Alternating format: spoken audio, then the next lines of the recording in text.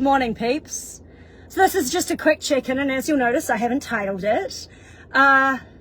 Just been training with the expert that trains me, and I always pick the expert because I can always learn something. So, you know, anyone that I've trained with, I picked them for a really specific reason. There was something they had that I wanted. That's why you pick your trainer, right? And I also, there's an alignment there. We get on really well. Super fucking cool person. And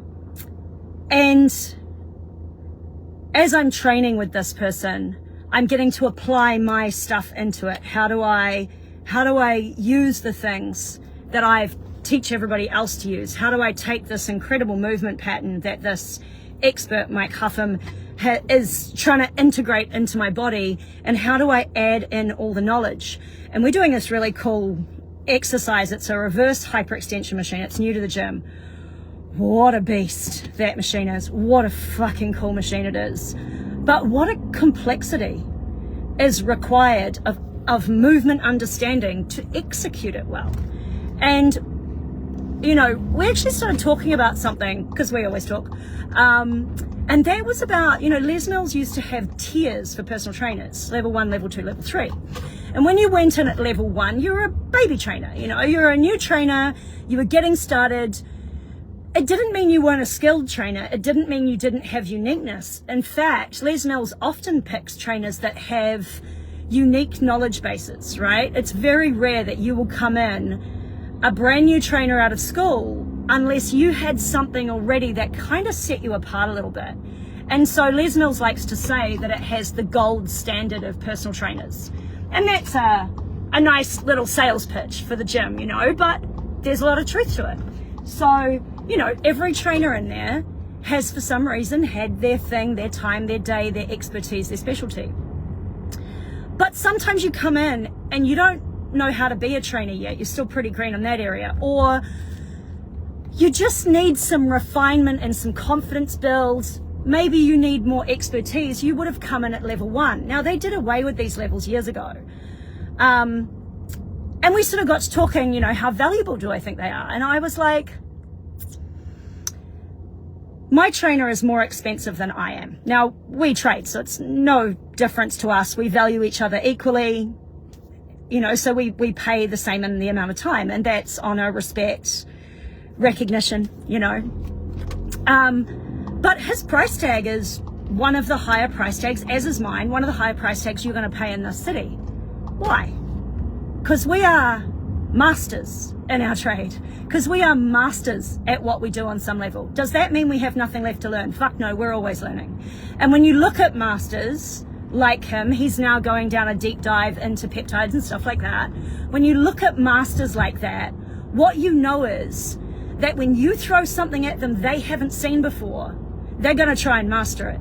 They are going to use you as the motivation to understand something to an even greater depth than we've gone to before.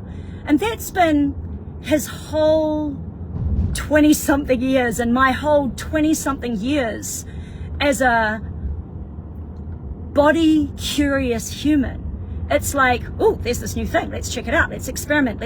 Let's do a self-experimentation on ourselves, see how it goes, you know. And so what I said to him was, I actually think what we really need is an expert sticker, because people come to you through the Les Mills website or through whatever website you're advertising on. If it's your own, it's a little bit different. But when you belong to a gym, people just lump you in with everybody else. And the truth is, I believe all trainers in Les Mills are worth a decent whack of money. You know, $80 an hour minimum. Easy. And keep in mind the world we're living in. Like when I was a kid, my mum was like $40 an hour. You know, it was 30-something years ago, you know, like we deserve to get paid so we can pay our bills and pay for frickin' petrol, right?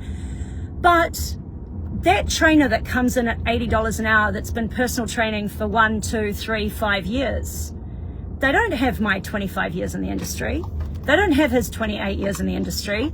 And they certainly don't have the 20-something years I've spent doing specialty research under my curiosity that has made me, and think about all the different things I've said. My guy's a master kettlebell. He flies around the country and teaches personal trainers how to swing kettlebells. Do you have any idea how valuable it is to learn how to swing a kettlebell properly, to learn how to move it around properly, what it can give you functionally from a mobility, strength, cohesion, power, meditative level? Because here's the thing about yoga, right?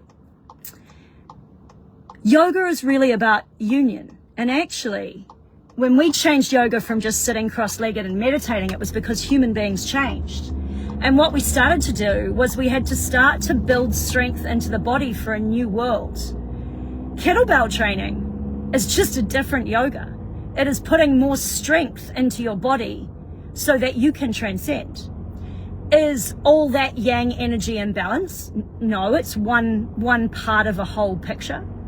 But getting someone who, went to 5 minutes of kettlebell classes and now is teaching you how to swing a kettlebell versus someone who has been doing it for 20-something years, you're playing in a whole different ball game, and you deserve a master sticker for that. And I think that's something when we're advertising on websites like Les Mills, City Fitness, etc., we actually need the master sticker. It needs to have a little tag in the corner that says master trainer.